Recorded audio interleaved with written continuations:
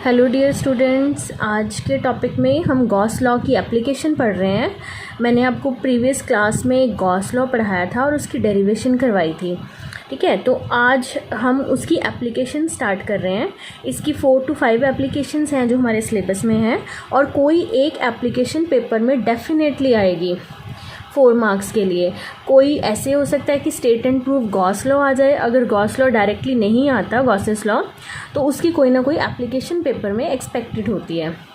ठीक है, तो हम सबसे पहले फर्स्ट एप्लीकेशन स्टडी कर रहे हैं गॉसेस लॉ की। उसमें हमें electric field intensity find out करनी है due to line charge. Means charge जो है वो एक लाइन के ऊपर डिस्ट्रीब्यूट हुआ है और हमें पता करना है कि उस जो चार्ज की वजह से इलेक्ट्रिक फील्ड इंटेंसिटी इंड्यूस हो रही है, प्रोड्यूस हो रही है, उसकी वैल्यू क्या है। ठीक है, देखो बच्चे, इलेक्ट्रिक फील्ड इंटेंसिटी तो कूलम्स लॉ से भी निकल सकती है। जैसे मैंने आपको कूलम्स लॉ पढ़ाया हुआ है। कूलम्स लॉ स्टेट करता है F is equal to Q1 Q2 by r square और constant K and F is equal to Q0 into E। ये F का फॉर्मूला, यहाँ से electric field intensity find out कर सकते हैं। बट ये जो इलेक्ट्रिक फील्ड इंटेंसिटी का फॉर्मूला है ये बहुत ही सिंपल केसेस में यूज़ होता है। बट अगर हमें कॉम्प्लेक्स सिचुएशंस गिवन हो या शेल पे निकालना हो, लाइन चार्ज पे निकालना हो, तो हम कूलम्स लॉ यूज़ नहीं करेंगे, हम यूज़ करेंगे गॉस लॉ। तो गॉस लॉ की हेल्प से इलेक्ट्रिक फील्ड इंटेंसिटी सिस्टम्स के लिए निकल सकती है। तो इस केस में देखिए, सबसे पहले हेडिंग का मीनिंग देखिए। लाइन चार्ज मीन्स एक ऐसी लाइन कंसिडर कर ली जिस पे चार्ज डिस्ट्रीब्यूट हुआ है। प्लस चार्ज मैं कंसिडर कर रही हूँ। हम नेगेटिव चार्ज भी डिस्ट्रीब्यूट कर सकते हैं, बट मैं ये केस प्लस से सॉल्व करवा रही हूँ। ठीक है, अब ये जो चार्ज है ये इलेक्ट्रिक फील्ड प्रोड्यूस करेगा, तो हमें वैल्यू फाइंड आउट करनी है कि वो कितनी इलेक्ट्रिक फील्ड प्रोड्यूस करेगा। ठीक है, तो देखिए, सबसे पहले ये जो लाइन मैंने कंसिडर की है इसकी length positive infinity to minus infinity हो सकती है। मीन्स काफ़ी लंबी हो सकती है, बट इतनी लेंथ हम नहीं लेंगे। हम क्या लेते हैं ऐसी टर्म्स के लिए, charge per unit length consider करते हैं। मीन्स हम सारी लेंथ नहीं लेते, हम लैम्डा लेते हैं। इस टर्म को लैम्डा बोलते हैं। Lambda means linear charge density. Charge per unit length is called linear charge density. तो हम पूरी वायर नहीं कंसिडर करेंगे, लेट कर लेते हैं जो चार्ज डिस्ट्रीब्यूट हुआ है वो उसकी लीनियर चार्ज डेंसिटी है लैम्डा। ठीक है, और इस पॉजिटिव चार्ज से जो फील्ड निकलेगी उस सारी आउटवर्ड होएगी। ऐसे हर तरफ आउटवर्ड फील्ड लगेगी। इधर से भी पॉजिटिव चार्ज डिस्ट्रीब्यूट है, फील्ड आउटवर्ड लगेगी और ये जो फील्ड है ये यूनिफॉर्म है। क्लियर। तो अब ऐसे केसेस को हम सॉल्व करने के लिए क्या करते हैं, हम एक गॉसियन सरफेस ड्रॉ करते हैं। गॉसियन सरफेस क्या है? गॉसियन सरफेस,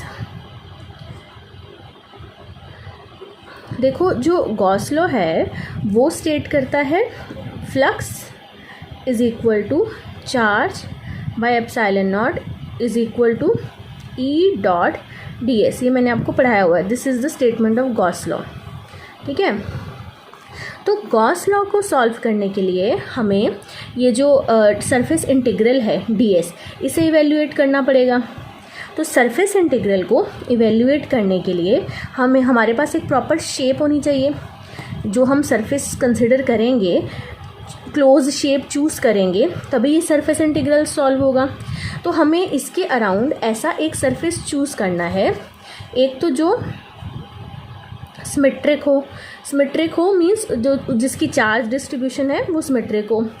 सेकेंड, हर सरफेस के हर एक पॉइंट पे इलेक्ट्रिक फील्ड इंटेंसिटी जो है वो सेम रहे। At everywhere on the surface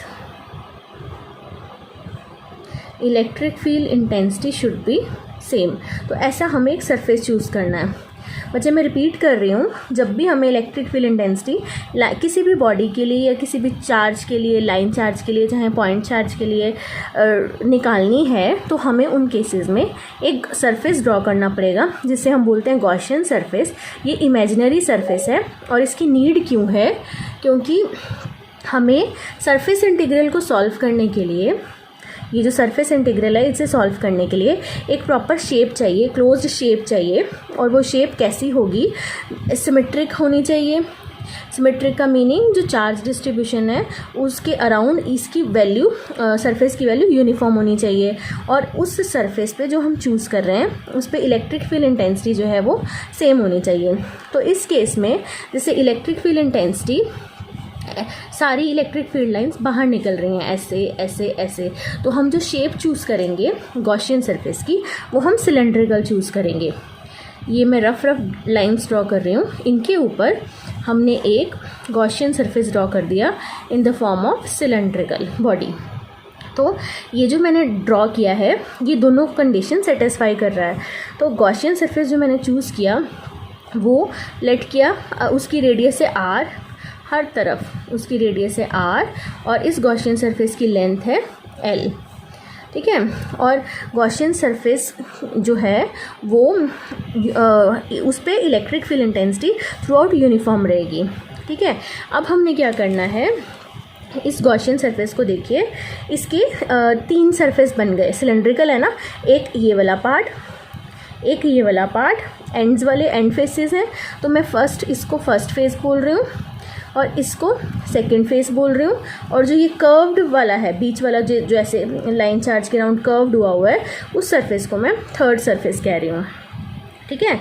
तो अब गॉस लॉ लगाते हैं यूजिंग गॉसेस लॉ। क्या बोलता है, flux is equal to Q by epsilon not is equal to E dot d S.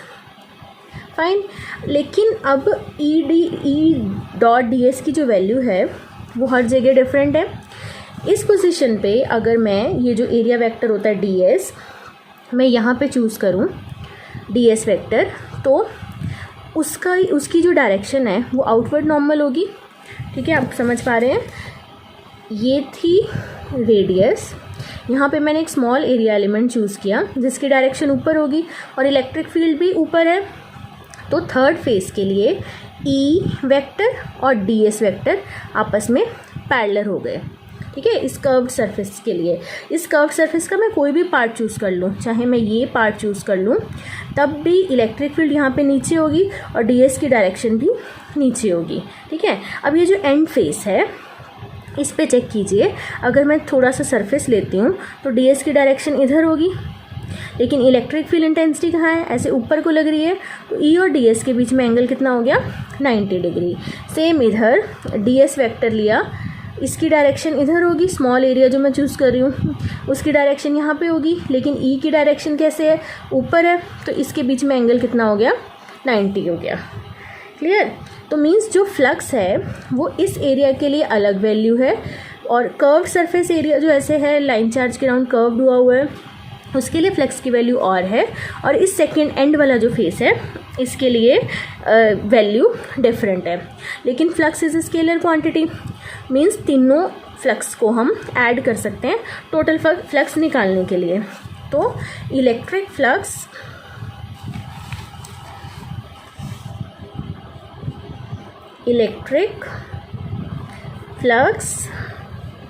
Through the Gaussian surface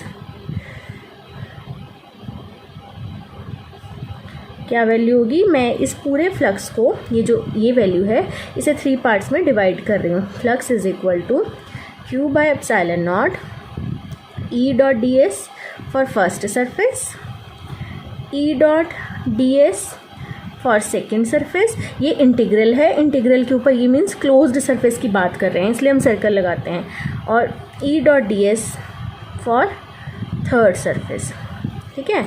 अब please बच्चे diagram को देखिए। फर्स्ट सरफेस के लिए E और डी एस के बीच में एंगल है 90 डिग्री, ये मैंने अभी आपको समझाया। यहाँ पे भी है एंगल 90 डिग्री, बट जो थर्ड फेस है, कर्व्ड वाला फेस है, उसके बीच में E और डी एस पैरेलल हैं, तो एंगल है 0।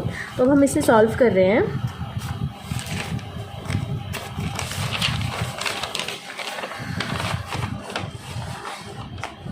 फ्लक्स इज इक्वल टू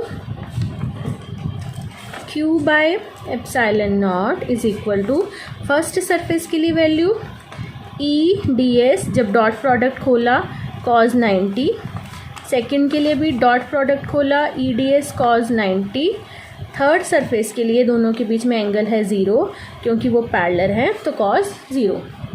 ठीक है, अब जो cos 90 है वो भी 0 होता है, ये भी cos 90 0 होता है, और cos 0 1 होता है। cos 0 की वैल्यू 1, तो मीन्स जो एंड वाले फेसेस थे वहाँ पे इलेक्ट्रिक फील्ड का कोई भी कंपोनेंट नॉर्मल नहीं था, इसलिए उसकी वजह से फ्लक्स नहीं आया। Clear? Means electric field due to the line charge is normal to the curve surface. सिर्फ कर्व सरफेस की नॉर्मल है, इसीलिए उसका आंसर आया है phi is equal to q by epsilon not is equal to E. Electric field intensity पूरे surface पे uniform है, उसकी वैल्यू देखिए कहीं पर भी चेंज नहीं हो रही है, तो इसलिए ई को इंटीग्रेशन से बाहर किया, अंदर वैल्यू बची ds and cos 0 is 1। Fine. Next ds जो सरफेस है वो सिलेंड्रिकल बनाया हमने, क्लोज्ड सिलेंड्रिकल सरफेस, और सिलेंड्रिकल सरफेस की लेंथ मैंने l चूज़ की थी और उसकी जो रेडियस है वो r है, तो ds वैल्यू जो सिलेंड्रिकल बॉडी के लिए है वो होगी 2 पाई RL। तो फाई का आंसर क्या बना? Phi is equal to q by epsilon naught e. जब ds की इंटीग्रल हम सॉल्व करेंगे तो वैल्यू आएगी 2 pi RL।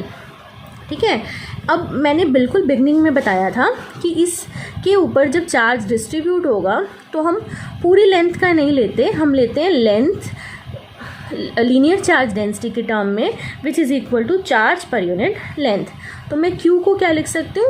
Lambda into L। हम लैम्डा के टर्म्स में आंसर निकालेंगे, लैम्डा इंटू L। तो Q की वैल्यू पुट करी lambda into L divided by epsilon not is equal to E 2 pi RL।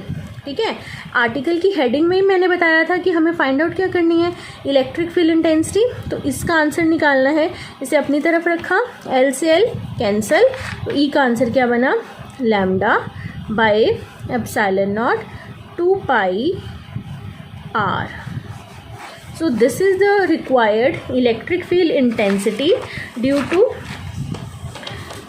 line charge distribution। यहाँ से देखिए जो इलेक्ट्रिक फील्ड इंटेंसिटी है वो वेरी कर रही है इन्वर्सली प्रोपोर्शनल टू R।